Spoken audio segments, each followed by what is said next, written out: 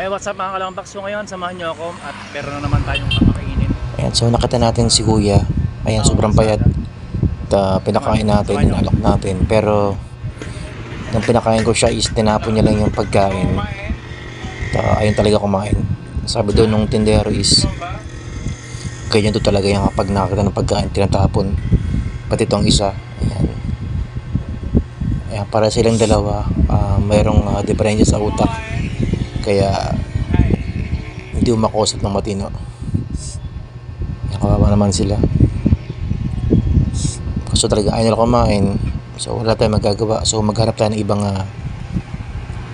matutulungan yan na ating mapapakain ngayong araw na to.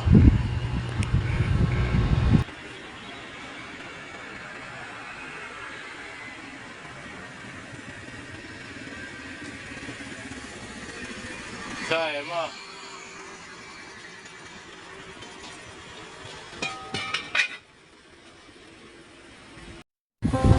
So ito, may nakita tayong bago, si Kuya, isang magsasaka. At di niya alam na binayaran ko na yung kanyang kinain.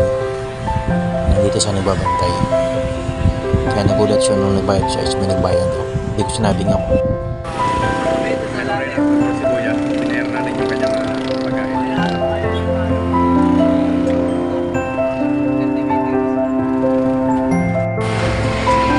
Si tatay mo ay isang magsasaka.